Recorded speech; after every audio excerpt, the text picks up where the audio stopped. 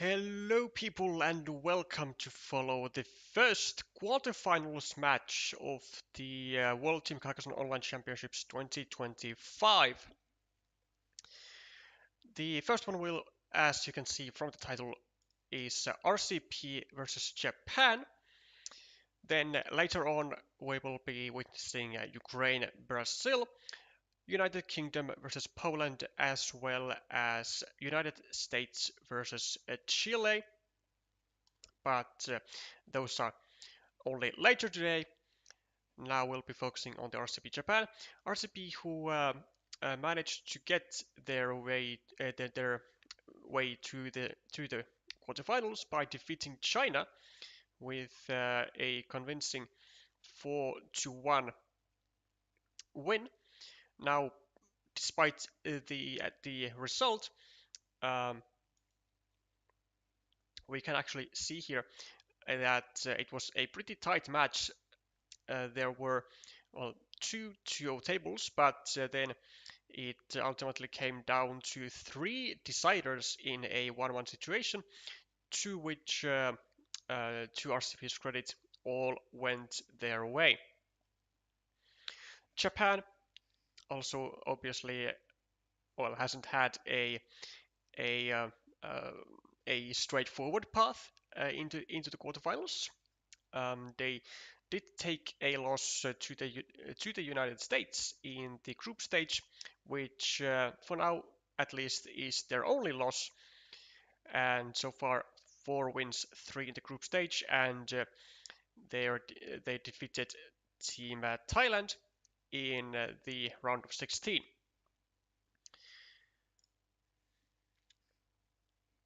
As per usual, we will be let's say settling up for the mood before the match, and so here comes RCP Japan.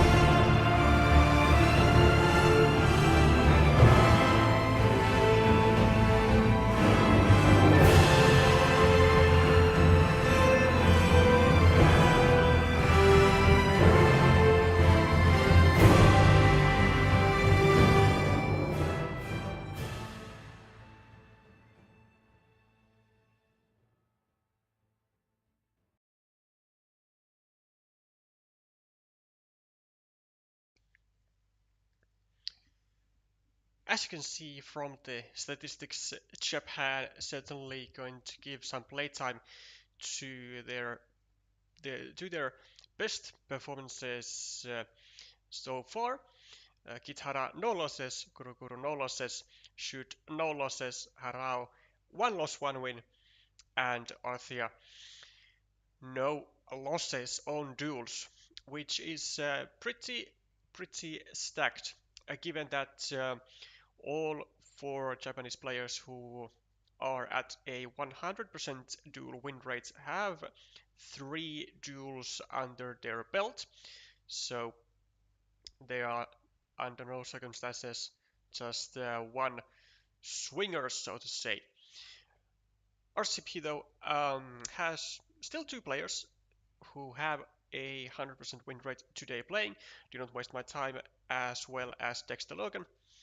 Arguably not as many duels under their belt as their opponents, but still a pure result thus far. So on table 1 we have Alstermeri versus Kithara. Table 2, Do Not Waste My Time versus Guru. Table 3, Tarakanov 28 versus Shoot. Table 4, Vladimir Kovalev versus Harao. And table 5, which is going to be the table that we will be following, Dexter Logan versus Arthea, from which one will be losing their win streak. Well, actually, Dexter doesn't really have a streak. I think he only has.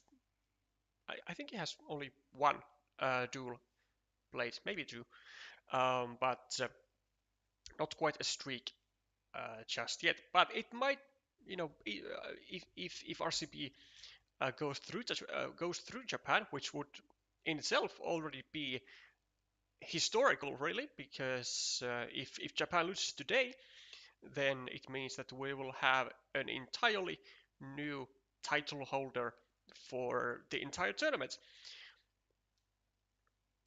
But we are, of course, still far away from that moment. Japan looking to grab their fifth um, championship title for under their belt in 2024, 2022, 2021, and 2020. And the only year they did not manage to grab the championship title was in 2023, when it fell to China's hands. So no European teams, no American teams, no other teams than Asians grabbing the title so far in the history of this tournament. Will it be changing? Well, not today, but maybe in the upcoming weeks. Maybe not. Recently, I did come up with a little questionnaire on my channel, asking whether you would want me to stick with one table to see full games, or whether you would want me to change between the tables to stream multiple different players. And the majority, about 70%, wanted me to stick with only one table, so that is what we will be shifting potentially permanently from this point on. So we will be well, for instance, right now we will be focusing on table 5, and we will not switch from that table until their duel is over. So if other duels are not finished until then or by then we shall stream those as well. But mainly one duel.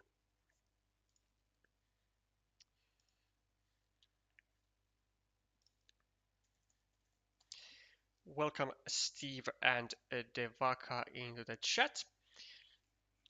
good to see you.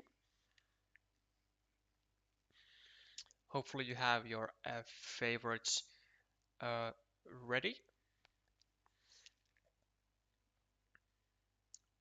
Any guesses on who's gonna be winning the championship overall? I remind you, I will not be doing a raffle out of this one for the best guesses, but it's always nice to have a bit of a view on who people think are or yeah who people think is going to win. I mean, Japan, I would argue is gonna be pretty high on those charts, um, simply because of the performances they put up like every year. But you know, maybe we have a little variety.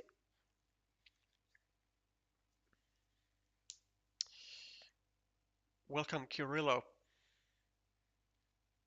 Uh, yeah. Unfortunately, uh, like I just said, I will be shifting into watching into sticking with like one table, and because this match is also being streamed by Ute, uh, he will be actually taking table 3 mainly. So if you are especially interested in table 3, then you can see it well either now or afterwards on Ute's channel. Judging tables always interesting as for me. Yeah, I used to do that, as you have been able to see, of course. But the reason why I was asking is because I didn't quite like it myself, because it often resulted into seeing like maybe final 10 tiles of some games or half games or missing the start and stuff like that. So I do really want to feature a full game so that it also, at least in my head, also gives the full potential for the players getting featured to get the feedback if they happen to watch the stream like afterwards. So we might change, you know, back into streaming like multiple tables like throughout one stream. But at least for now, I want to try and stick to one table for like I think for the remainder of this tournament.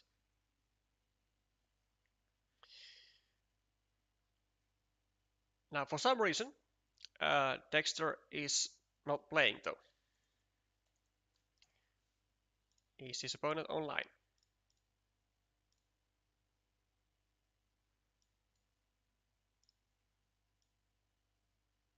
What? What? Okay. So apparently RCP has made a change into their lineup, but they have not announced it. At least it doesn't say on the .gg website that there has been a substitute. So apparently Vladimir Shendev has been substituted in instead of Dexter, which I mean I'm sure they have informed the organizers of it, but it would have been really nice for me to know as well. Um, okay, well, no wonder we missed the start, which is really a shame, but not really much that I could have done to prevent that. But okay, it's gonna be Vladimir Shendev instead, facing Arthia. And so far, RCP in a very minor lead, though I would certainly say that this situation is looking better for the Japanese player for sure. Having a long-ish road with 2 meeples facing one meeple of Vladimir. Then we have two monasteries here for Arthia, and we also have a fairly equal battle of a ruin and a nice 1 point city here for the Japanese player as well. So a terrific situation really for blue here, getting 1 more point on his monastery, causing issues for the city of Vladimir, which to his fortune, he does get a fabulous tile. Also, not only does he get to save his city, but he gets to also meeple the road for the second time. And so now it's not going to be anymore like a 10-pointer road with a 2-on-1 majority for the Japanese, but it's going to be a simply very likely a shared road, as there are still, I believe, like 5 regular straight roads remaining. 1, 2, 3, 4. Yeah, 5 regular curves remaining, not straight roads. So a great chances for Vladimir to equalize the road. Does kind of mess up his secondary road though, but there are still 4 crossroads though, so him getting restricted to the left isn't really that big of a deal, right? If that happens, then he might actually maybe even get like a couple extra points from these, but a more likely scenario is that these points are just gonna get taken. Well, for example, now actually nah, I think we just go here. Yeah, we just want to secure these couple extra points. It was like 4 extra points. Actually, given that it was only 4 extra points instead of 3 here, it might have been even a better option to go over here as Vladimir and just take the points so that you don't leave them around for Arthia. Because now they are, for anyone to take, and they are also gonna be making a, well, let's say an inconvenience for the road to Vladimir. Not a huge one, but an inconvenience nonetheless. And it does happen, though it does get taken with a crossroad, so not 3 but 2 points for Arthia. A nice recovery for Vladimir, though, gets the pretty much the exact tile that he needs to save his meeple. And we are starting to have a bit of a equal position here with a larger ruin for Vladimir, 10 points versus 5. So at the moment, a winning mini battle, well, a 5-point winning mini battle, which I reckon is still going to grow maybe by a couple points. And then we are also be having a 10-point city here, likely, against a 9-point monastery. So technically, like +1 there for Vladimir. And in anticipation of that, he does meeple the field, which looks like a decent move. Yep, it's gonna be 3 points, 6 points, and with now a real field forming, it is definitely going to be such that Arthia will be fighting for it, and he will be fighting for it immediately.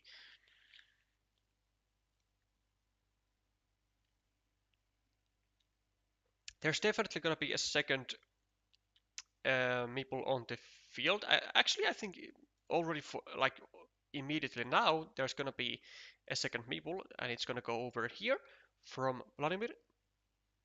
Because there are like no great monastery spots. Okay, I guess like maybe this, but as Vladimir, you don't really want to do that because you rather want to make your opponent spend the tile to actually connect to the main part of the field.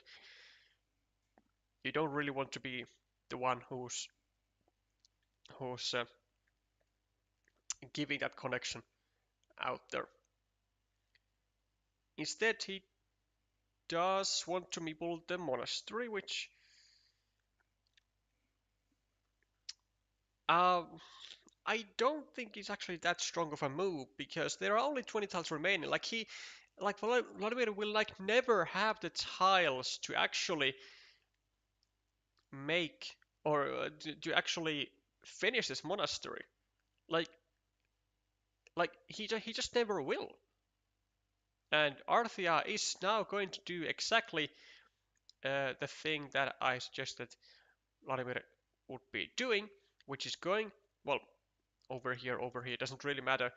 But the thing is that it's gonna connect to the main part of the field via the dagger. Actually, it does matter slightly because if you go here or here and drop a farmer, then you also have this route to connect to the field, which is obviously far better for Arthia.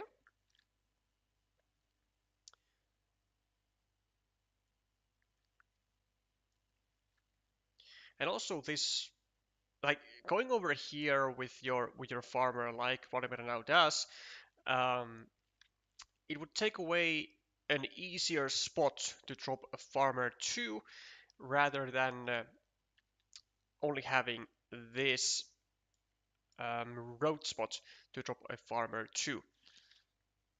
So arguably a bit of an imprecision for Arthia here, but it might be that he saw, or let's say he envisioned his city getting finished, and maybe a field site pointing to the left was a part of that plan.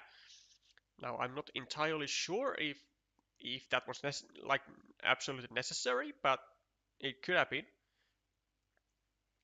Could have been for sure.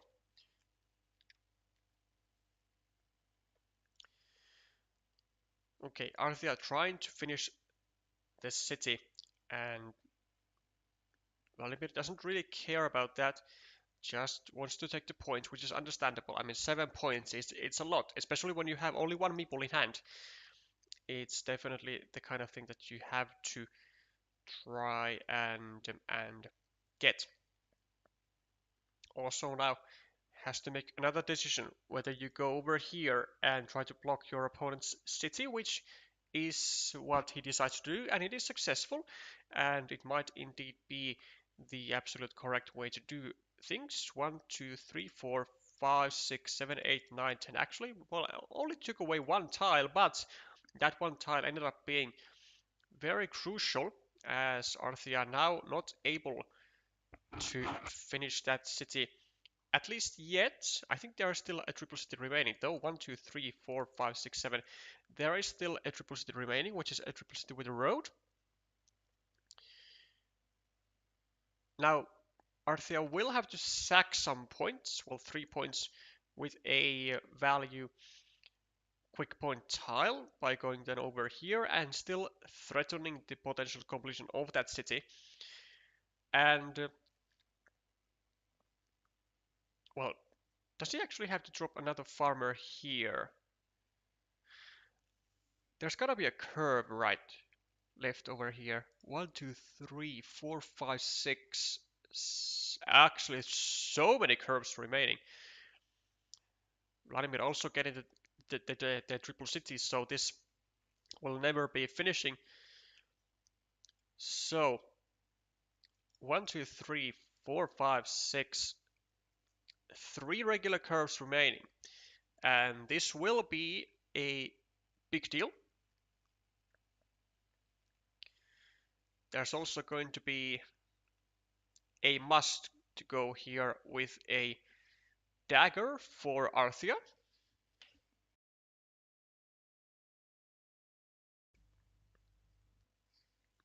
Which is not really great news for him, I would reckon, because it just gives out more points for Vladimir than it gives for Arthia himself. And if you do the maths, usually at the end game, it's not really beneficial for you to give more points to your opponent than you give to yourself. So it's gonna be really annoying to deal with for Arthia. Well, there may be actually another way to do things. We could go maybe over here as blue and drop a farmer. Also get a curve over here. Might be an option. However, we do have to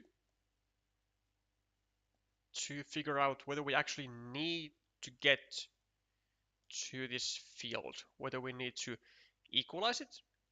Need to maybe even win it. I mean, we are +5 on the scoreboard though, so that has to count for something.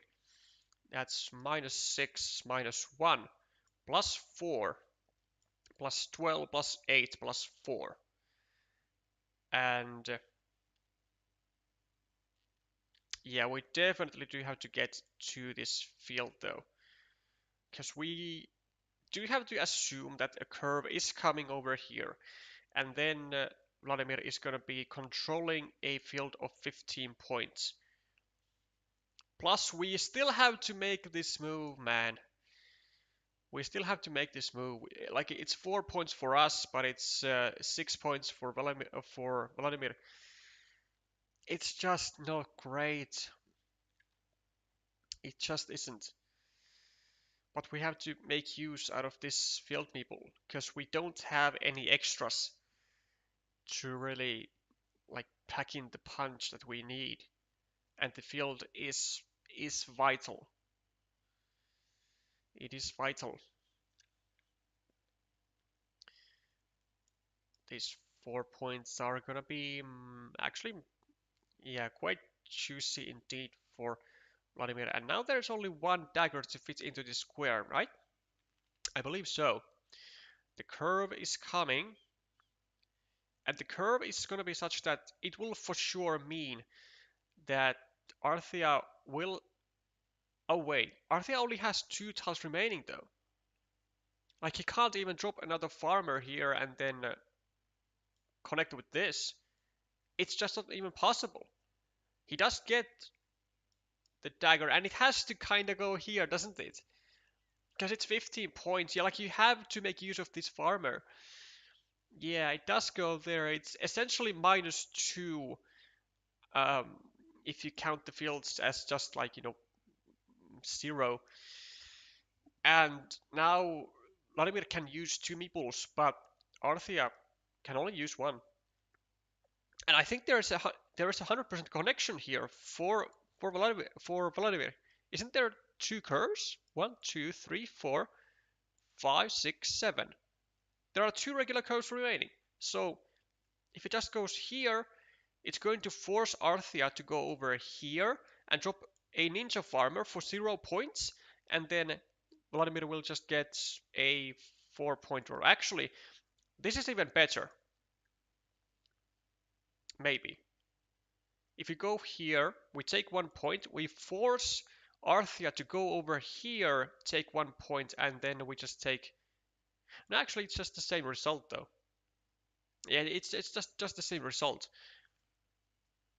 Because whatever we really do, this is gonna end up with Vladimir getting 4 more points for this plus a curve than Arthia is gonna get from just a curve. Because Arthia will always have to block or equalize the farmer that Vladimir is now going to drop, because dropping a farmer will be our best move, because it will force Arthia to respond to it. And we know that we are for sure with 100% guarantee getting a curve. Because again, 1, 2, 3, 4, 5, 6, 7, there are 2 regular curves remaining. Um, this is actually, this is, oh, okay, still, I mean, still +4. So still the same outcome. We did drop a farmer, but just not into a spot which forced Arthia to respond with a farmer of his own. But it doesn't matter because the net points that we actually got from this are the same. Like 4 plus 4 minus 4, so +4. If you go over here, drop a farmer, Arthia has to go over here. Then we can take the road for +4. We are still +4. We can do this. We can do that. We can do anything for +4 with our final curve. So it was a 100% guarantee of a win for to Vladimir in the end there.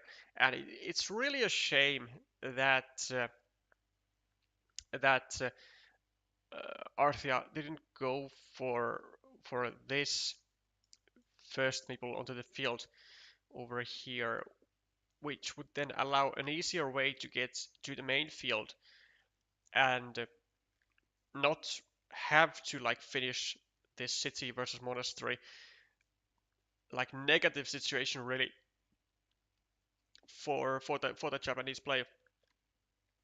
But it is always a choice, and this time I do have to say that I don't think it was the correct one.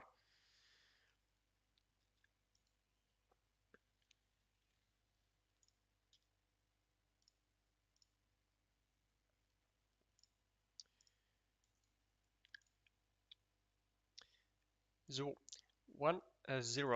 Let's actually also fix the scoreboard so that we will have the right player in there.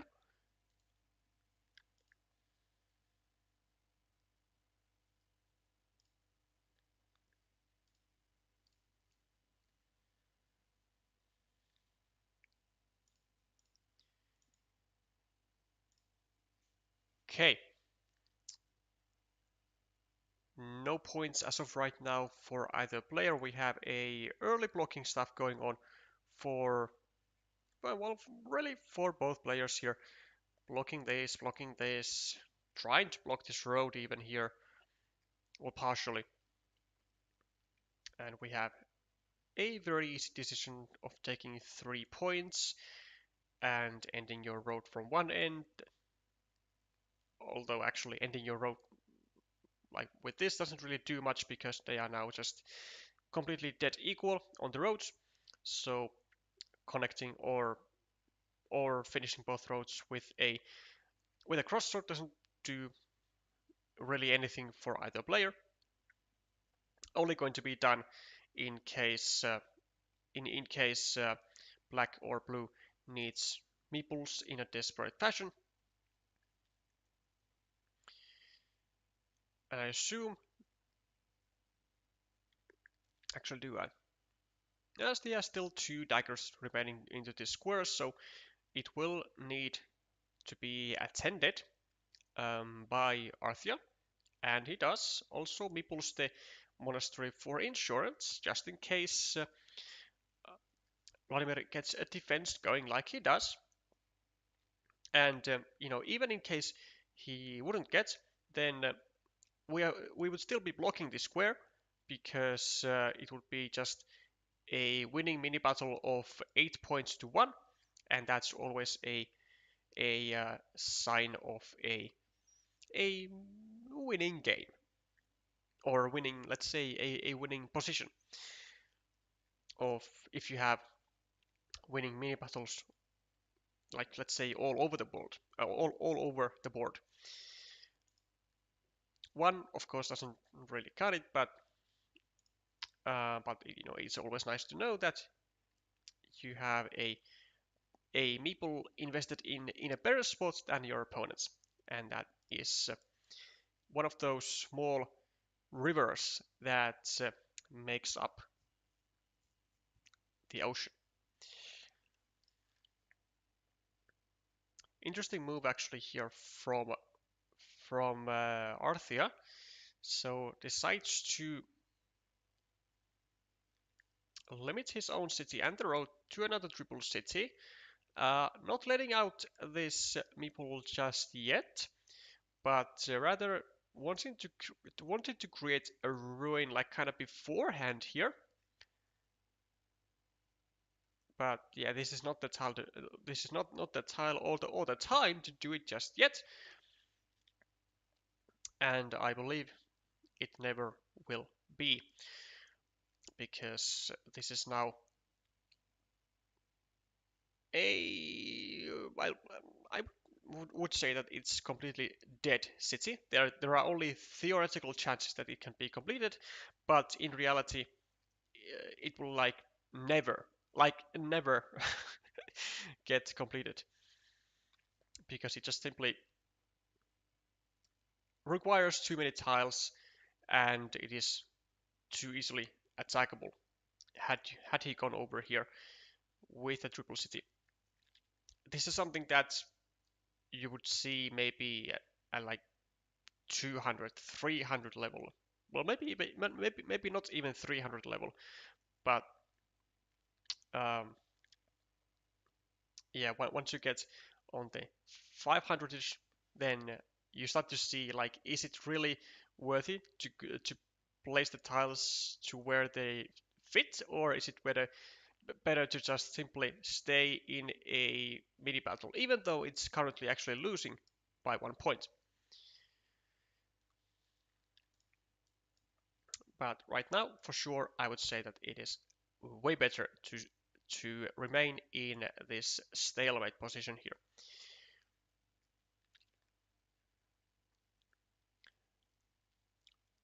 Vladimir getting his dagger, also meepling the road, which at the time was an easy loop. Do we go here? We don't. Is it dangerous though? Like, we could have just gone over here, create the pressure, with still a lot of connection tiles remaining. But actually, yeah, I mean, I can kind of understand why we don't go there. Well, not only because we get like 3-4 points, but also because, well, we kind of need the triple city with a road in another place over here if we want to like really expand our ruin, though I doubt it. But also there are 4 road Doritos gone, so had we gone over here, attack the city, then what if our opponent gets, well, either really the road Dorito or the triple city with the road? They go over here, limit us to 1 tile, and then it's just a coin toss when there are still 30 tiles remaining. Not that great, you know. Not that great. Arthia makes an attack on the field via a 4-point loop road, so some extra value for the connection. Gonna be a 10-pointer move, or then just a -2 for Vladimir, which he will take. Make no mistake, Vladimir will take the this road if he happens to get a regular curve, because there are still plenty of those around. I think like 4, 1, 2, 3, 4, 5, yeah, 4 remaining regular curves. So either player should be taking this loop road so that the other player does not get it. Another triple city with road, the final one of its kind, going to Arthia, and as you can see, still not going over here because he does not want to give this extra meeple to Vladimir just for getting like 4 extra points. Wouldn't be worth it, and that's also why we don't do it. Instead, we find an alternative route to enlarging the ruin. still have one road Dorito to fit into the square, and we also have a quad city remaining, which would be a perfect ruin tile for Arthea. It's actually not that often that the quad city is like actually as useful as it would be over here.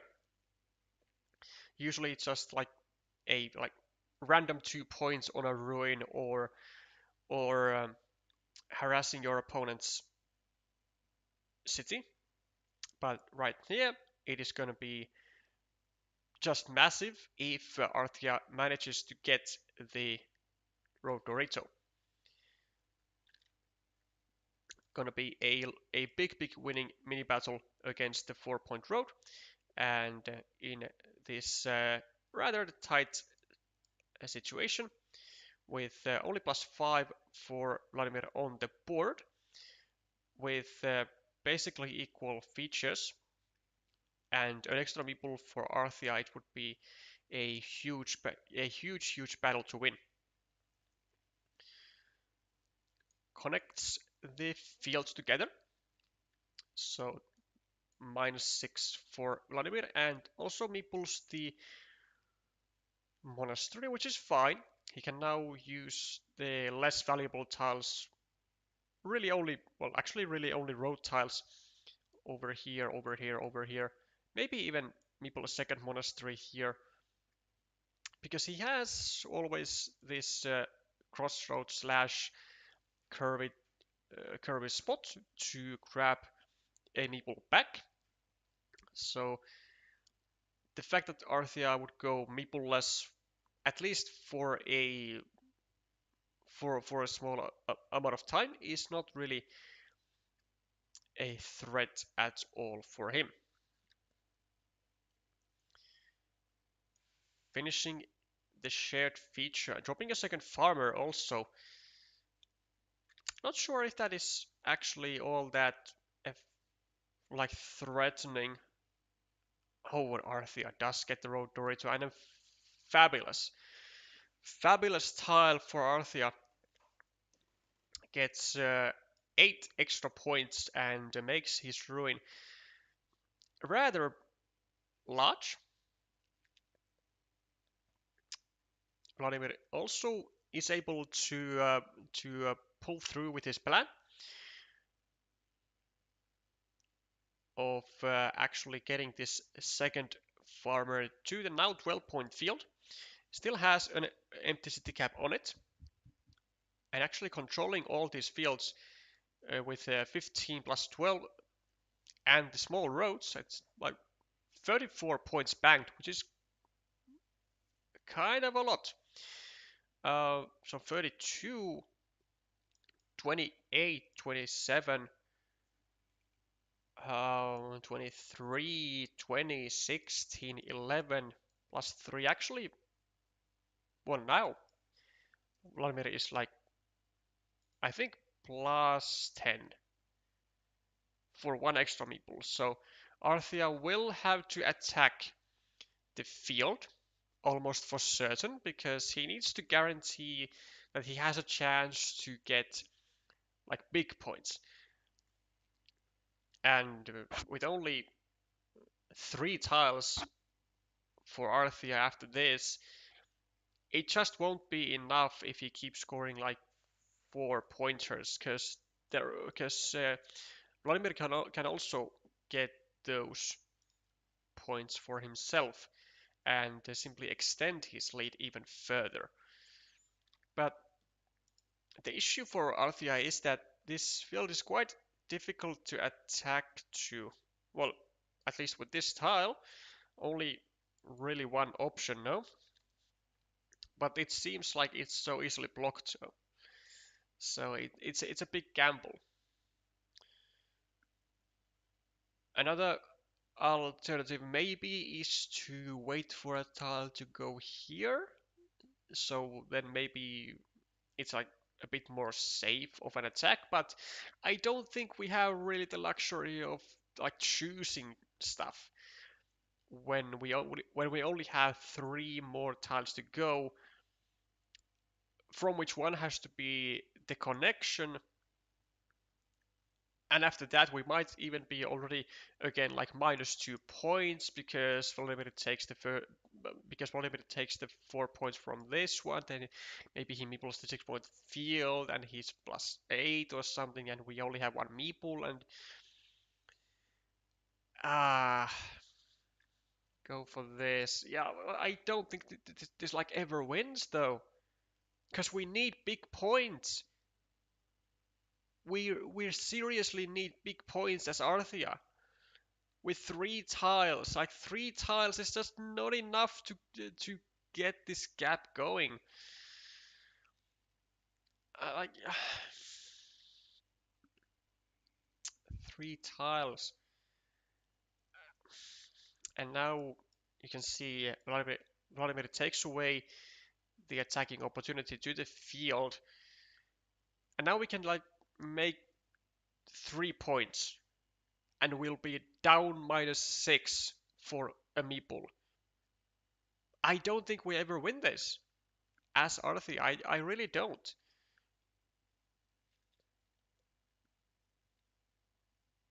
I think our best bet could be like maybe going over here, dropping a farmer, hoping for a city cap, and then that would be a 10-point sequence for Arthea.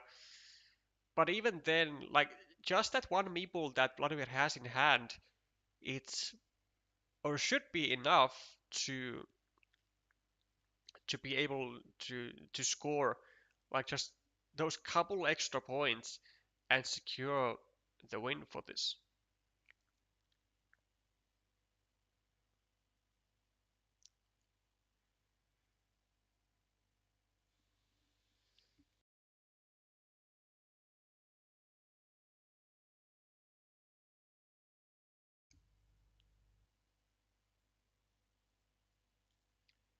But this attack is still +3 points, and opponent has to react, and an easy way to get meeple back from the monastery.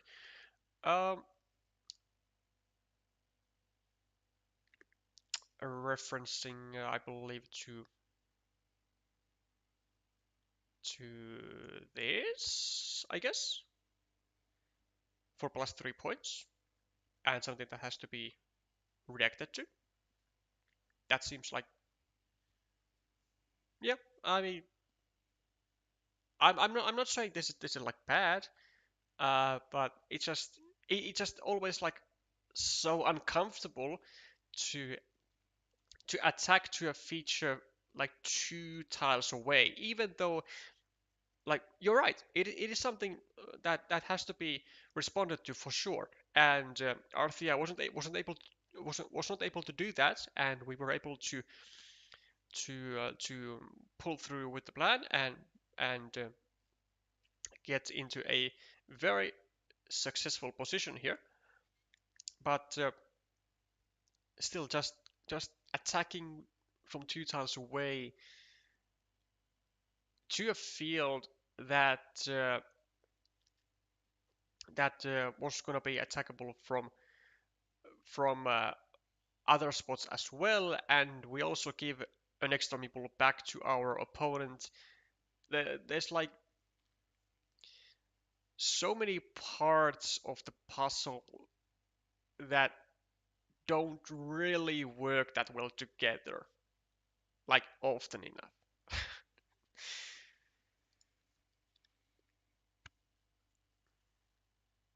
Works now though.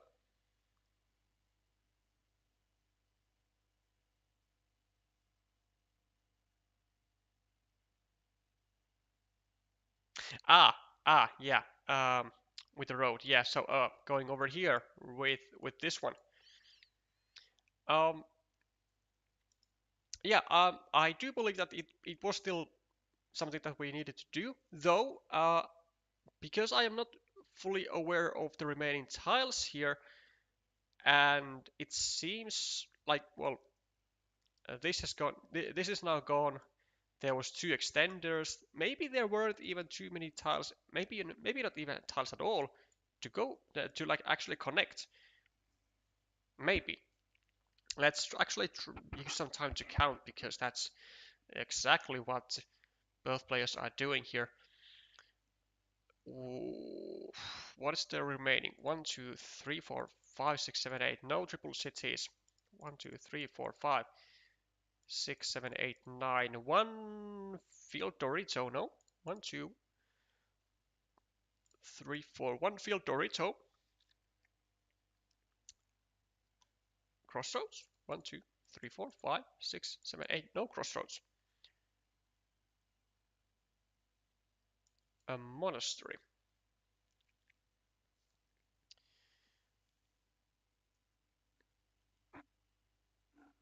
So field Dorito. I guess then also gotta be like a curve. 1, 2, 3, 4, 5, 6, 7, 8. A curve. And well, it doesn't really matter because Arthea cannot attack to this field, and he is down, I believe, 7 points, and he can only do.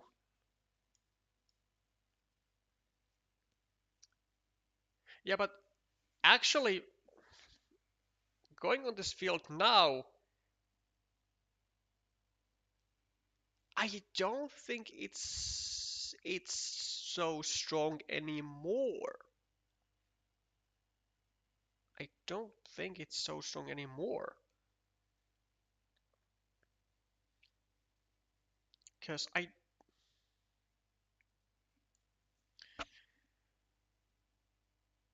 if we just go here for +5, then we let Vladimir take this. Then we go on this. It's like 5 + 6. But still takes it though.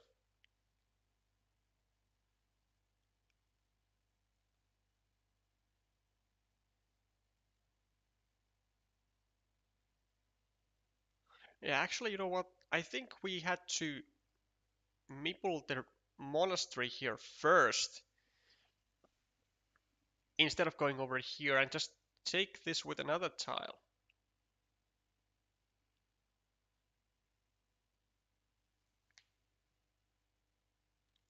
Vertical splitter, yeah. Well, as it stands,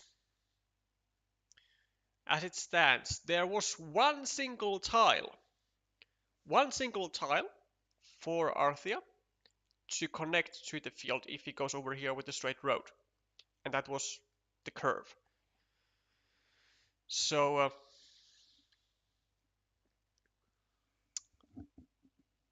but there was also only really one blocking tile for Vladimir, which was the crossroad, because there were no road tiles at all except for those two. So technically almost an unblockable connection for Arthea. Of course, Vladimir can go over here and then over here, but then it does require 2 tiles, and we do pose a significant threat, right? And yeah, like I said, it wasn't like really a realistic option to just go here and at one point in the monastery, because we just don't have the luxury of doing 1 point moves with only 3 moves or 3 tiles remaining for us. Like, it's just not enough, like, in any scenario.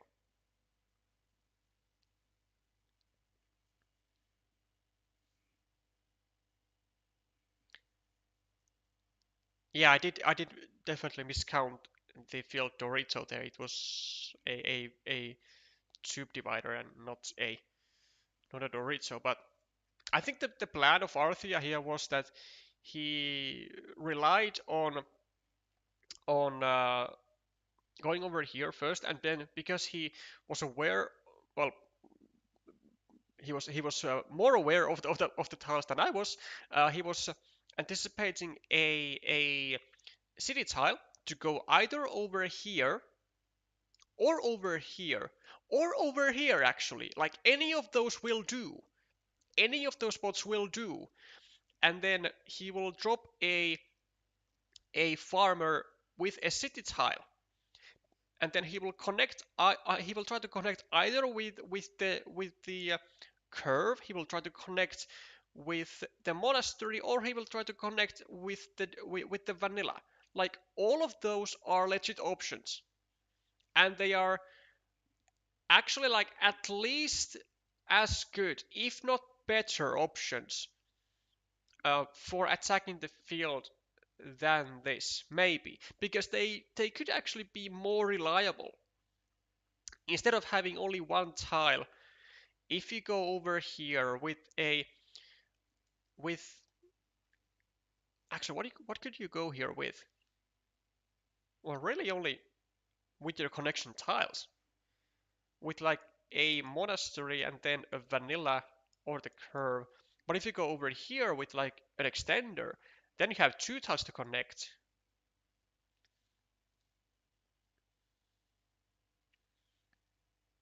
Yeah, I feel like Arthia just wasn't convinced that it was gonna be a good plan to go here with the straight road, because of only having the one tile to connect. And if Vladimir goes over here on top with any tile, it's gonna be like almost a guaranteed block, because there are just no saving tiles at all for Arthia to defend that. Whereas if you just wait and make the connection with a city tile over here, it's much safer, because there are like almost, again, no tiles for Vladimir to go over here to block, except for this one tile, and that's defendable. Like with pretty much any tile that's in the deck, that's defendable. And if you go over here as 71st, then it's just giving points to Arthia, and we still keep the connection like very much alive, and it's defendable again. So this one actually just waiting for, well, I'm of course saying theoretically what Arthia might have been pondering on, but I think he just wanted to delay the attack and make it with a better tile, make it with like an extender.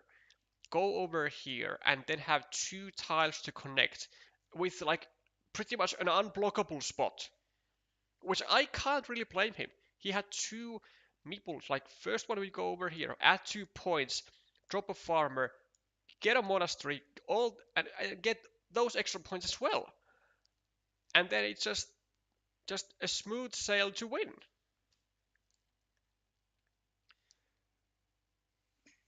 Which definitely I would say was would have been a completely legit plan, and might have actually preferred that myself as well. Anyway, uh, not what happened.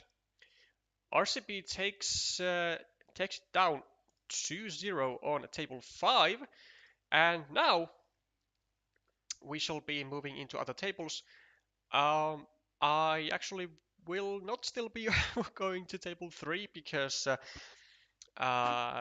since Utse will be taking on that, but maybe we can go with let's actually say just Vladimir 2.0. So Kovalev versus Harao, and oh boy, we already done with that, and it's also 2-0 for the RCP. And how are we about to make history today? We are already close. 2-0s on table 4 and table 5, and let's see if Kitara is able to do anything about it. And he most definitely is.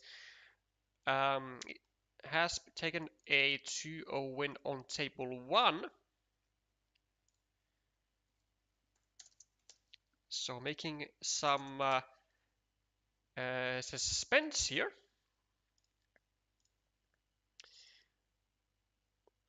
Okay, table 2. Also done. Oh, oh, we are going deep with this one. It's 2-2.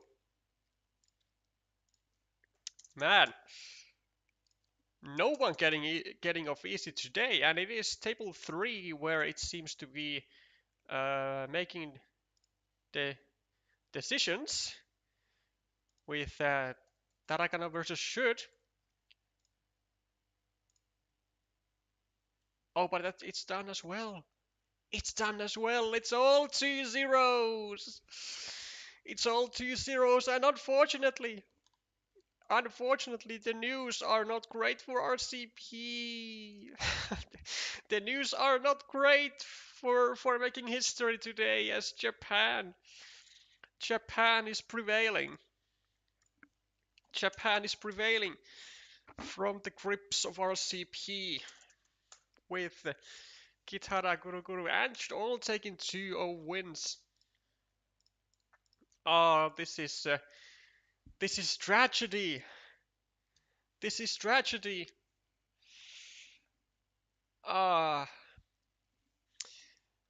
the number 1 team of all time does it again. Makes it to the semi-finals for well, for the 5th time at least. I don't know what the final result of Japan was in 2023, but someone educate me in the chat. On what place did Japan finish in 2023? Actually, I don't think it was in top 4. It was like what, China, RCP, no? Then Latvia, and I have then no idea. Let's actually educate ourselves, because we have the services. So let's do. Screw it. Let's do it here. This one, 2023. Yeah, China, RCP, Latvia 3rd, and then Spain 4th. Okay, nice. Oh well, Japan, of course, quarterfinals.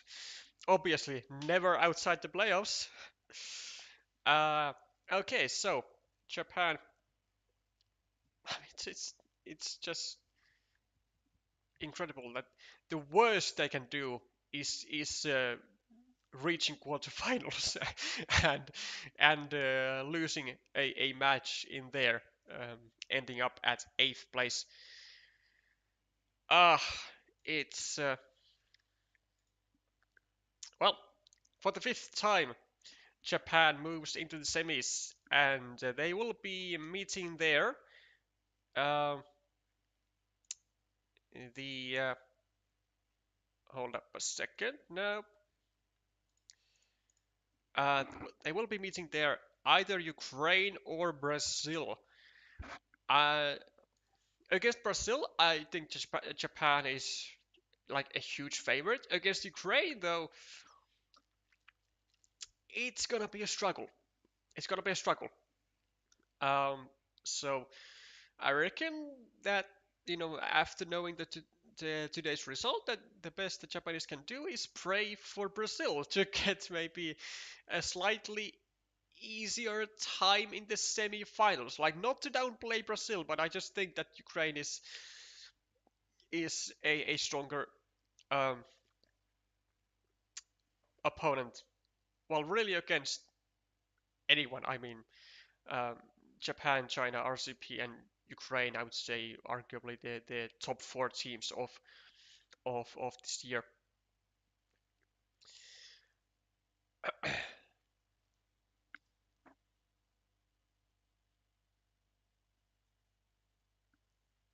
Oh, so Japan was eliminated in the quarterfinals in 23 against against China. Okay, that's some nice things to know. That was the year we beat them. As in Mexico did, yeah?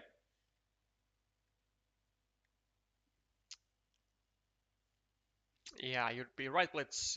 Spain was indeed the fourth in 2023, which probably is the best placement for Spain until today still, right? I don't I don't think they have been in top three ever, but I stand corrected if anyone has better information. Uh, Big congratulations to Japan for making your way to the semi-finals yet again. Yet again, no mercy is given and no disappointments are made for the tough level of Japan, as is the common way to go, really. Can we review a duel? Uh, sure. I do have like an extra hour of time, so why not? Let's deviate from the regular pattern, maybe, um, of simply streaming the games and finishing the stream. But yeah, let's do a review since we had a very fast match here.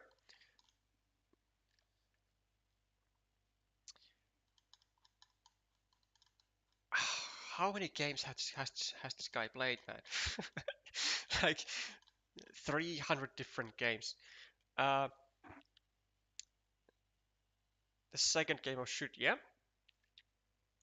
Okay, let's do that. Okay, so we will close the stream with a review. Uh, I don't think will be analyzing this into too much detail, but we'll give it a general watch.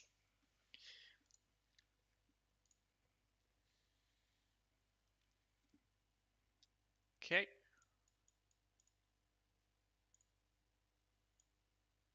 I reckon. I mean, I know it's kind of fun to always use the empty road ends, but like you have other spots for curves anyway, so just like continue your road, right? Yeah, that's what I thought. And we take away the curve spot, and we start a city. Preferably, I think maybe just from here, so it kind of like covers up our road slightly. Um, this one, I mean, like anywhere where you start your city from, like from here, from here, from here. Um, Essentially, they do all have the same exact benefits. So starting a city in a safe location and also restricting the road, actually restricting to the same types of tiles everywhere you go, to a city plus road tile here, here, and here. But with this, I think a teeny tiny small benefit of protecting your road just slightly. Now, I do I do find a reason as to why think that this is not so tempting as should, because then it creates a monastery spot over here for potentially Tarakanov, and then it controls both the road and the city. So that's really, I guess, the main reason why the Japanese doesn't go there.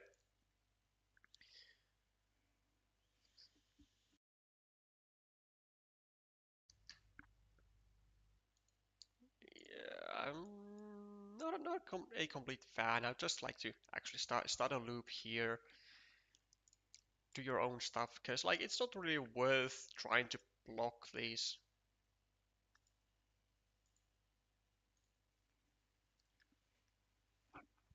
Because it's like only 1 point. It's not valuable, and it really takes like a lot of effort to even achieve any kind of block on this meeple here.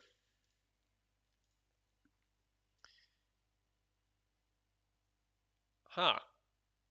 Do we go on the field or do we just... I mean, I think this move is just made with the intention of getting the field.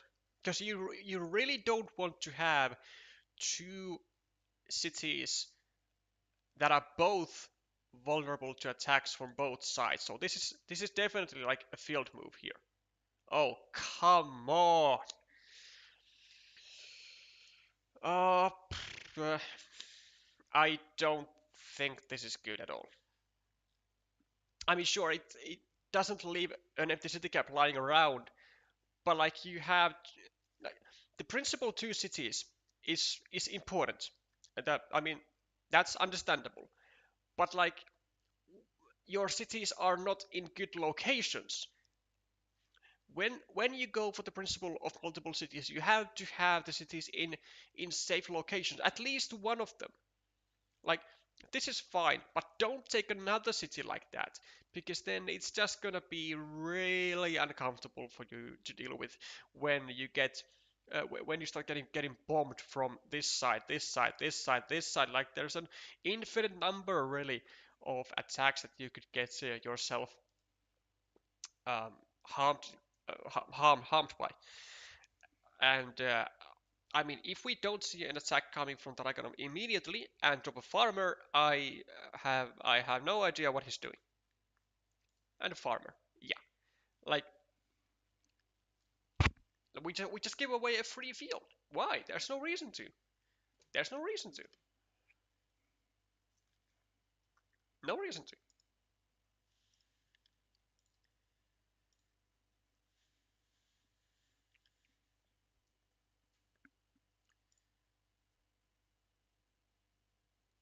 Going for blocks, it's, I mean, understandable.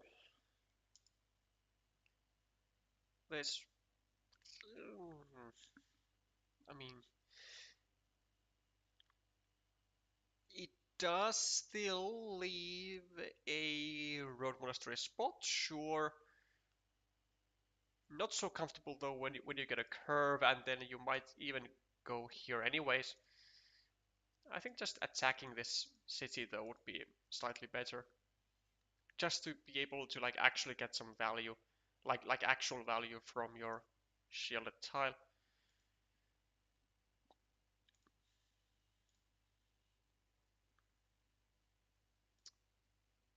Blocking, I guess, because that is what we've been going for. Yep. Yeah, but should maybe thinking that one of the maybe thinking that the field can be taken when one of the cities will be closed. Uh, that is true, but like it doesn't really change the fact that you really have to close those cities like both ASAP, and in most cases only one of those cities survives. Like I just don't see the reason of why would we give a chance for our opponent to claim the field first and get our meeples into trouble when we can just meeple the field and have one city open and one empty city cap. Like, if Tarakanov gets the empty city cap that will leave, it's not really a big deal. Then we can just um, take away that field connection opportunity, if such emerges, from this top city, and then we can maybe even drop another farmer over here. Like we can essentially do the exact same thing that Edgar was saying, but we don't need to risk meeples.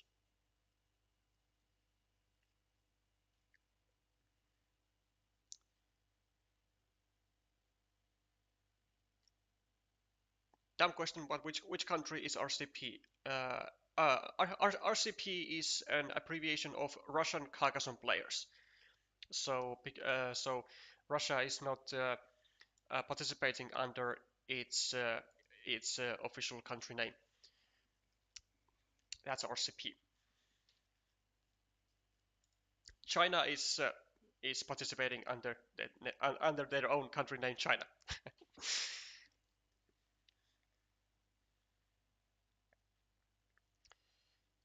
I would prefer closing the right city with a farmer and close the road with a straight. With this Talia. But like, see, that's that's definitely doable. That's doable. Yeah, because it is in a kind of vulnerable spot. However, I would still actually not prefer that as a main plan, even though it's decent. It's decent, but it's a bit too safe, I think. Um, Now we can leave this road alone. Like, like my first plan, what I would be doing is to go over here, the same as should, but just go with the farmer. The secondary plan is to simply start a new city, like over here, in a safe spot, and try to like not maybe even create a field at all. Just try to be as unconfrontational as you can, and try to keep the things or features small and have two open cities. One in a very safe spot, one not in such a safe spot, but it's still open.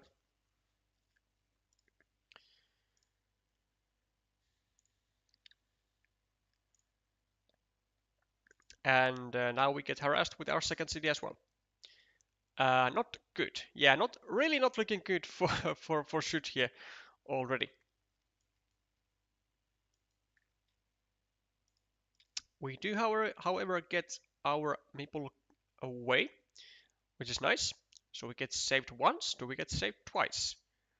That's, well, we still have two daggers there, so, and we can also just go here with a Dorito or with a triple city to kinda equalize the cities, but we don't get to do that.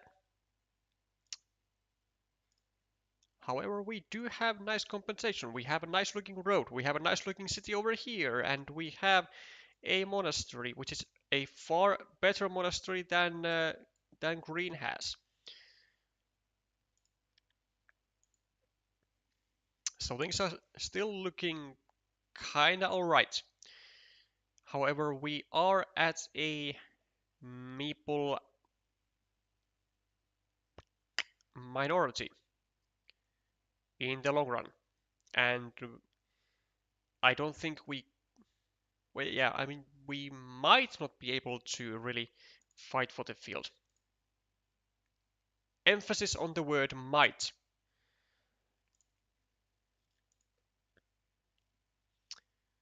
Charlotte's getting used to simply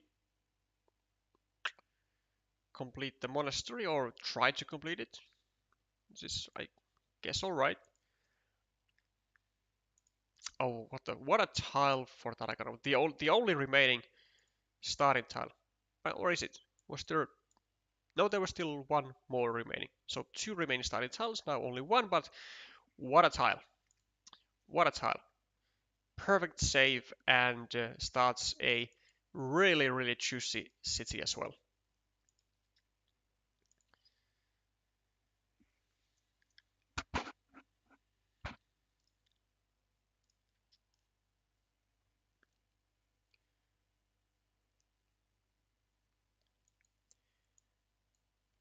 Um, Actually, why don't we? No, never mind. I'm just gonna let the scoreboard be. Um, there's no real need to take it away. Let's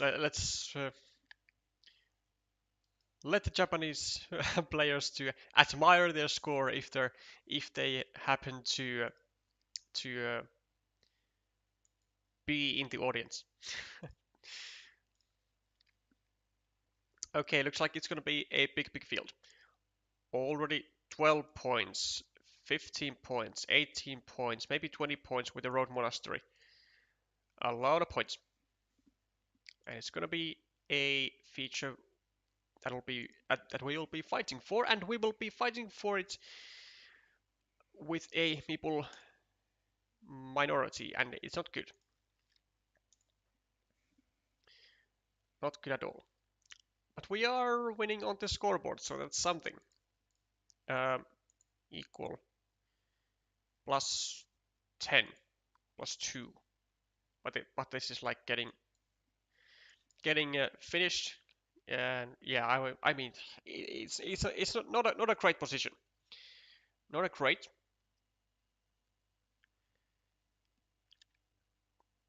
Think a bit extra from Tarakano. Maybe, but okay. Look what it is, a road monastery, and it even expands the field even further. So now we are looking to drop a farmer here, which Tarakanov makes it first.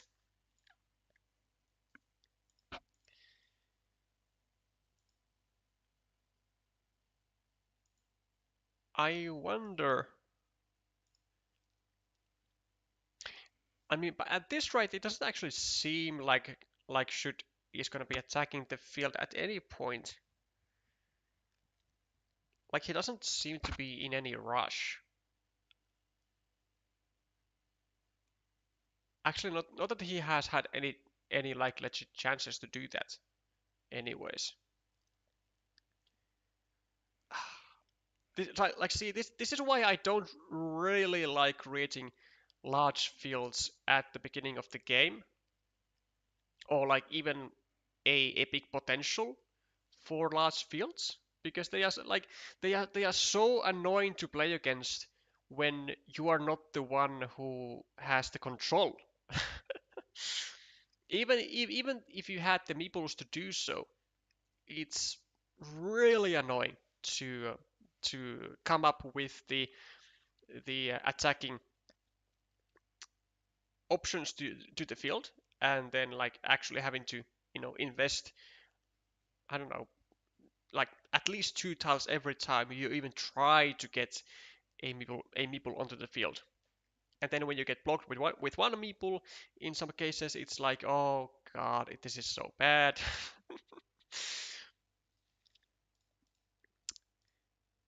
It's like an existential crisis when things don't go your way afterwards.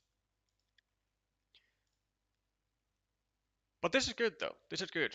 Um, so we block the access to the field from the second people of Tarakano, except if we finish the city.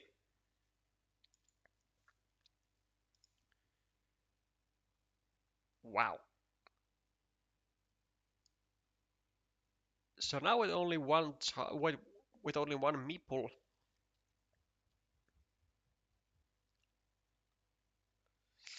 yeah, I mean, it's not the best spot actually for either player here. Let's see, plus 11 for red, right? So mm, plus 14, 16, 17, 15, 7, 4, plus 1 and the field. 1, 2, 3, 4, 5. So like plus 16 for Tarakanov. And this is a huge issue, the fact that he got blocked over here. Yeah, he's actually gonna have difficulty of like keeping the field under his control when when Shoot has 4 meeples.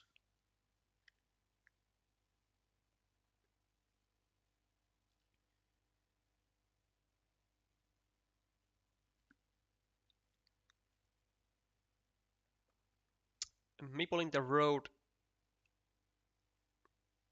instead of the monastery is good. Put a meeple the road monastery with 4 meeples. Over here, yeah. Uh,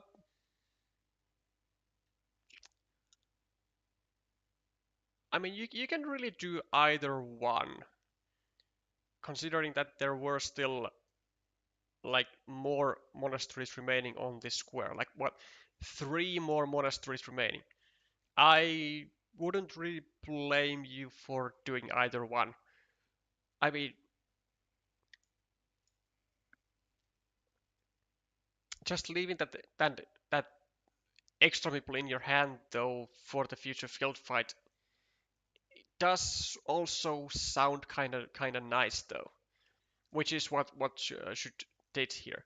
Like he expanded the field, hoping to get a city cap over here, dropping a farmer, and then like really going to the field fight. And then in that situation, like every extra meeple that he has in hand is gonna be like gold.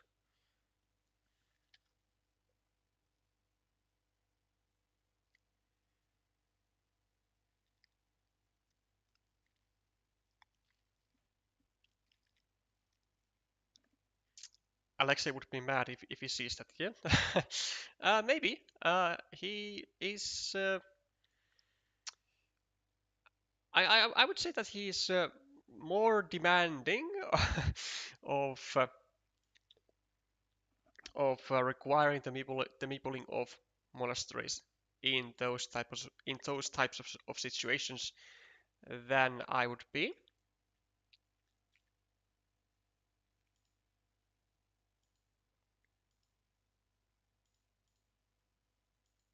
Okay, so should at this moment just really trying to make sure that it's as difficult as possible for Tarakanov to get any meeples back. How many tiles does he have over here though? He has like one starting tile.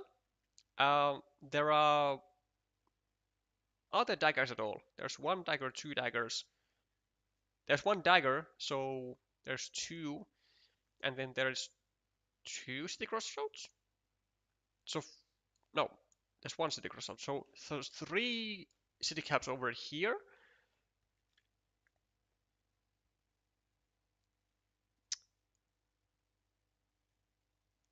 Well,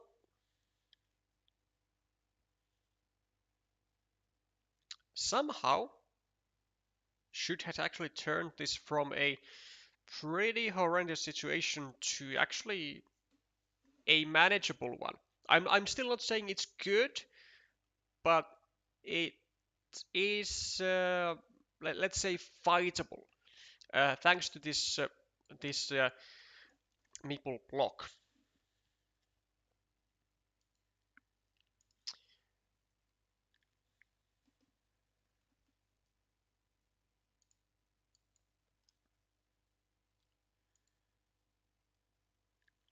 Also, I don't know why BGA makes this little jumps every time I go forward with the next move, but okay.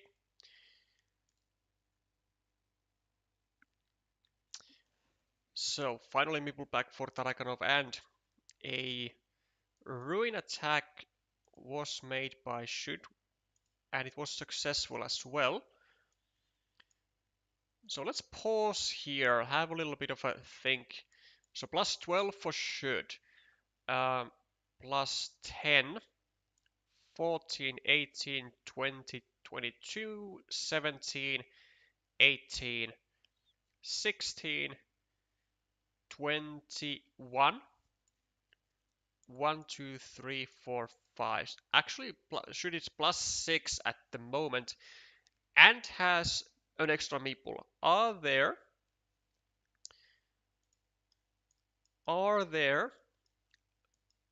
connection tiles over here? And I mean, it kind of looks like there are 1, 2, 3, 4, 5, 6, 7, 8,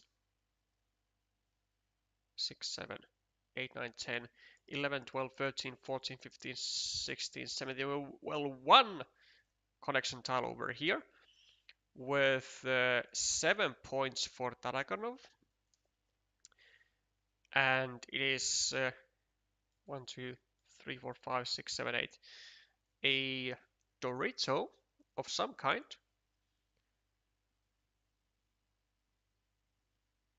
I don't actually think it matters what kind of a Dorito it is. It's just like we kind of have to get it to get the points, but it is a filled Dorito. Uh, so what's our goal actually here, or plan as Tarakanov? Because, well, we for sure kind of have to get this guy finished, so we get 7 points for finishing the city and 3 on the field. That would actually, I think, put us in the lead already. I think I said that should is like I forgot, like +6 or something, +6 +5, something like that. I think the difference was small enough that it would be um, completely negated by just finishing the city, which is, you know, of course, good for Tarakanov. The question is, what the heck do we do with this though? We could actually, maybe we can go over here and we can try to make use out of this meeple, get a city on our field. 1, 2, 3, 4, 5, 6, 7, 8, 9, 10, 11, 12, 13, 14, 15, 16, 17, 18, 19, 23 city caps remaining. There is a, wait, 5, 6, 7, 8, 9, 10, 11, 12, 13, 14, 15, 16, 17, 18, 19, 20, yeah, 3 city caps. So this one, a starting tile, and then, oh, this. So all city caps are with a road. So actually it's maybe not even that great to go here, although I don't really see another option. Because we have use for the city caps, we can go with everything over here anyways, and that's pretty crucial. So I don't know. Let's see what Dragonov did. Yeah, he did go here just to get a city cap on it. I mean, it's fine. Gets taken away by should. And we do get the starting tiles, so I think we are actually somewhat even now.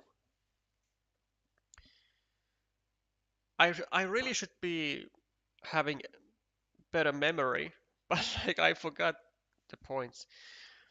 10, 8, 2 plus 4 equal. No, what the? Oh heck. 8, 10, 12, 20, 15, 16, 20, 21, and then 1, 2, 3, 4, 5, 6, 7. So as a matter of fact, we are now dead equal. Dead equal on the board, or yeah, well, dead equal on everything. So now Shoot has the advantage because he has the extra tile, and the fact that this is a quick point tile is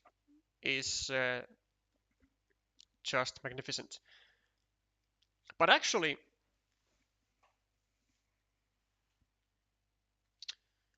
because there is still that Dorito remaining, we might just go over here. Now it is a bit annoying for the fact that we would then only be +1, right? And then both players have 2 meeples to play with, and that could be a problem. But if Tarakanov gets the Dorito, then Shoot is just in a really terrible spot. That would actually might even be game over at that point. So let's try to quickly gather the remaining tiles. So no more city caps after this. There's the Dorito, and there might be like a monastery. There's a regular monastery, and then 1, 2, 3, 4, 5, 6, 7. No crossroads or like road tiles of some sort, like 1, 2, 3, 4, 5, 6, 7, 8. A curve. Well, there's always a curve. 1, 2, 3, 4, 5, 6, 7, 8. Yeah, a curve, a monastery, a Dorito, and like a straight road, I guess. 1, 2, 3, 4, 5, 6, 7. A straight road, yeah. So if we go over here, we are at +1 as should. We definitely have a way to lose the game still. Actually, like the winning tile for both players here is, I believe, the monastery, right? Because it just goes over here for 6 points, and there's really nothing that the other party can do to really do anything about it. And well, like slash like catch up in points otherwise. Like if there's a desperado, then shoot can go over here with a straight road with a curve. But like, what's the best that shoot can do here though? Yeah, because this is kind of tempting, because you know the Dorito is there, and that means that your opponent really has like 2 winning tiles maybe. But if they get the Dorito, they can't actually use their meeple. So this isn't really a 7-point move for Tarakanov, because when he gets the Dorito, imagine there is no connection like this. What can he do with the Dorito? He can just take 4 points over here. So it isn't really a 7-point move. It's an extra 3-point move. Because if he makes it, he will be left with a meeple surplus, right?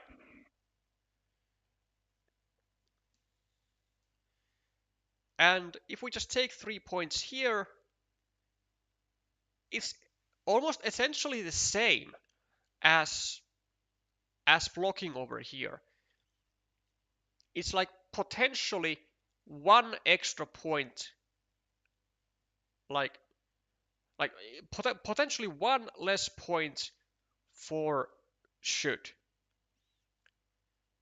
right? Because it's 3 minus 7, so -4, right?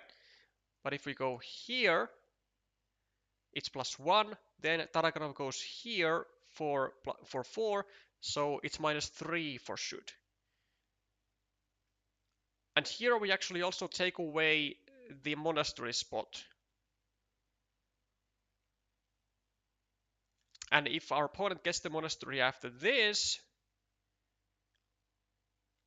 when we are already at +3, then they go over here for +2. We still have 2 meeples. Honestly, I think we just take the points over here. I don't think we bother going for the block on the city. I don't think we do. But he does do that.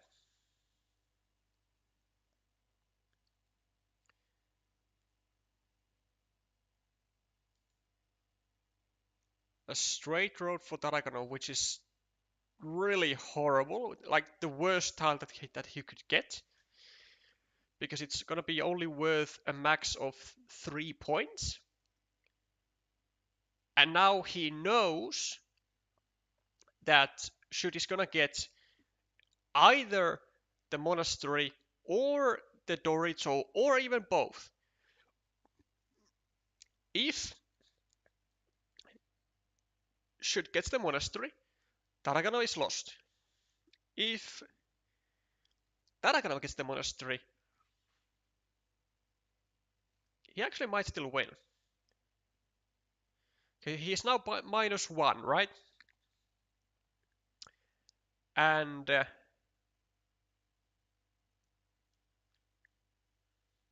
he's gonna take a 3-point feature, but from where? He's going to assume, I guess, that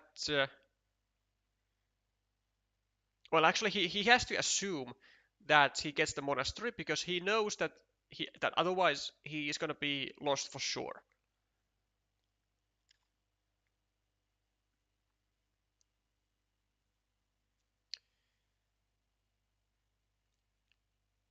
Maybe meeple in the 0-point field with the next tile on the left and connect to the main field through the monastery. Yeah, but that's not really a good move for shoot, because he doesn't need to connect to the main field. He doesn't need it because he is now +1. Like, the only situation where should would have to care about connecting to the field is, I mean, well, after this he doesn't need to. He doesn't need to. He either gets the monastery or he doesn't. And well, actually, if the monastery goes to Tarakanov, then he's gonna go over here, and then should would maybe try to find a way to maybe like do a ninja farmer or something. But connecting through the monastery is not really a winning plan, because a monastery is a winning tile nonetheless. So it doesn't make sense for us to burn a meeple for 0 points when we can just score points and win with the monastery anyways. So as Tarakanov, I believe, just simply having like trusting that he gets the monastery right now, or I mean on his next turn, is gonna be the way to go. So maybe I mean, he can really do anything. Let's just go over here. Yeah, I believe he can actually take a 3-point road like anywhere now.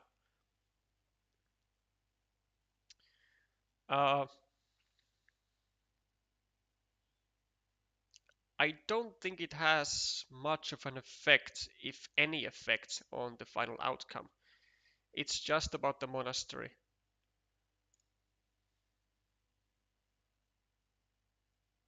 Actually,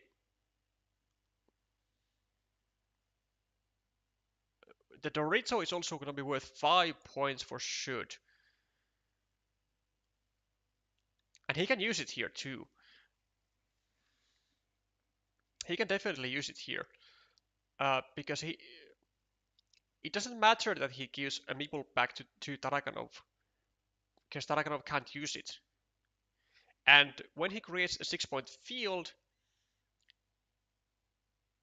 Tarakanov either gets the field with the curve or with the monastery, but the monastery would be worth 6 points anyways, so that doesn't really count. But with the curve, we get the monastery. And yeah, I don't think there are actually there's actually anything. Yeah, I don't think there's like any way that should could actually lose unless unless Drago gets the monastery. No, like if Drago just takes a 3-point road, right? Yeah. Now he's I think +2, and then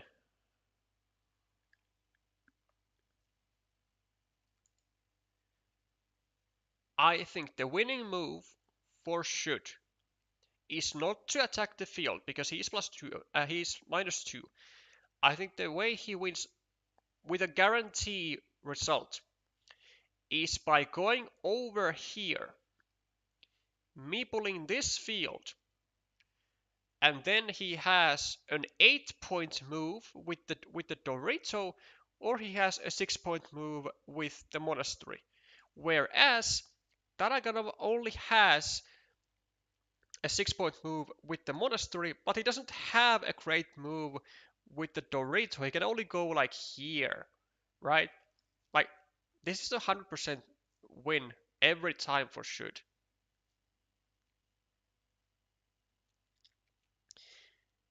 Meeple the 3-point field down with the intention of getting the Dorito and close the city and take 6-point field.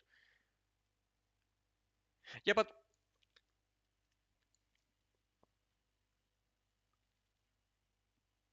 I'm not sure, Edgar, if you are saying this for green or for red. Because it makes a difference. Because if green takes this and gets the Dorito, it's only gonna be a 4-point move here because it's giving like 2 points for should. But he already has a 4-point move here, so this one only really makes, yeah. So taking this field only makes sense for red, not for green.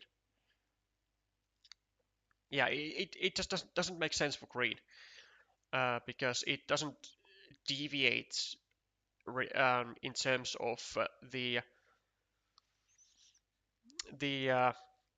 points received from this general plan of just getting a ruin for 4 points.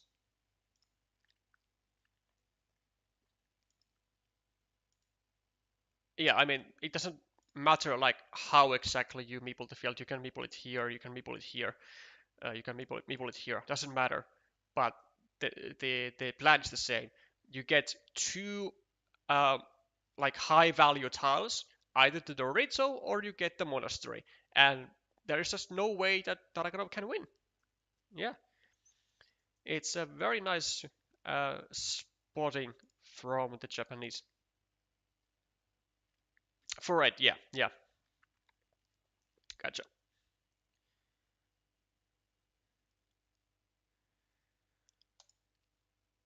And yeah, Daraganov just gets the 4 points, and we get a 6-point Monastery either over here or over here. Doesn't matter. It's a winning tile anywhere.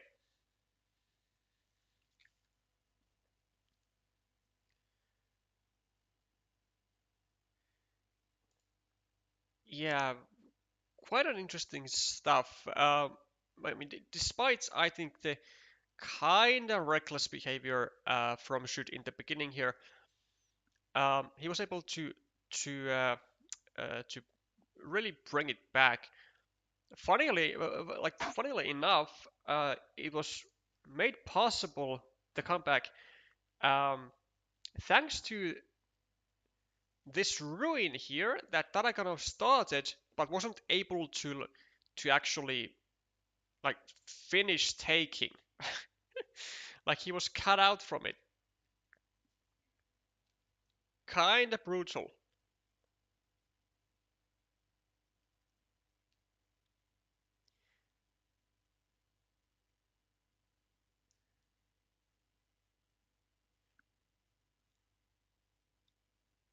Yeah, Edgar, that doesn't really make sense. Because like I said, it doesn't make sense for green to meeple this field. Because then you really don't get any extra value for for the Dorito because without this move, it's a 4-point move with the Dorito, right? Uh, with this move, it's a 3-point field, and then when you go over here, you get 3 for this three for this field and 3 on this field, so 6 minus the 2 points that you give to shoot when you connect the fields. So that's 6 minus 2, so 4. And the same 4 we can get here anyway, so we don't get extra value. Also, we can't we can't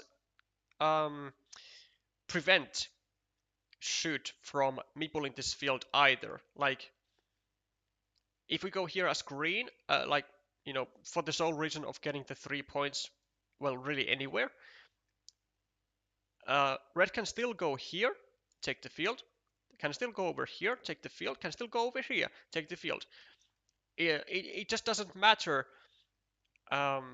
because there are 3 potential spots to take a 3-point field and make use out of this Dorito. So we can't really deny points.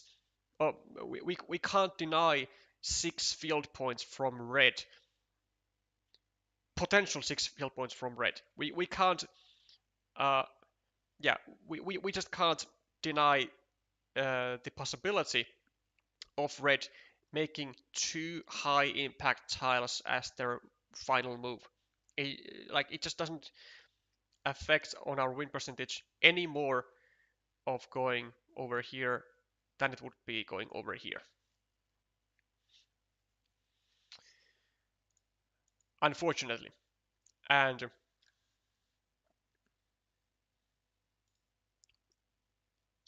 really it seemed to have been coming down to this block potentially.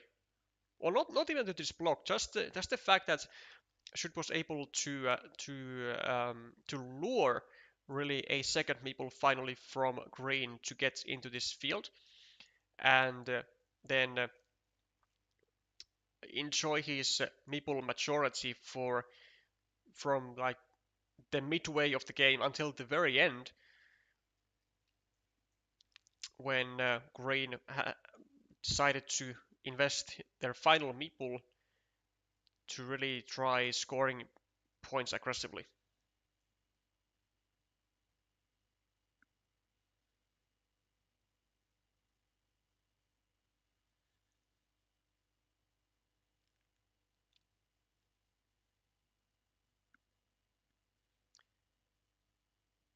Two or three for the field and 4 for the ruin.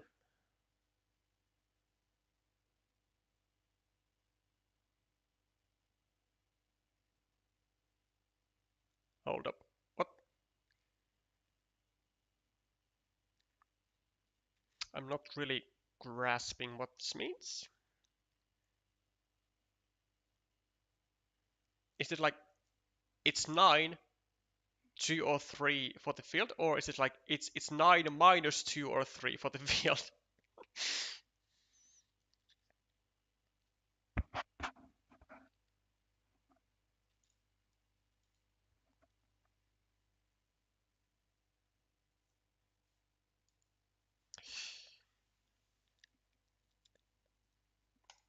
Okay. Well, that's where we'll be stopping the stream. Good chunk of time. I did not expect that I would be taking 45 minutes to analyze the game, but yeah, I expected it to be a bit quicker, but I got tangled up because I seemingly do like to analyze way too much. Once again, congratulations to Team Japan for making it to the semi-finals, and commiserations for RCP of making it this far, but unfortunately the king of the tournament decided to cut your journey short.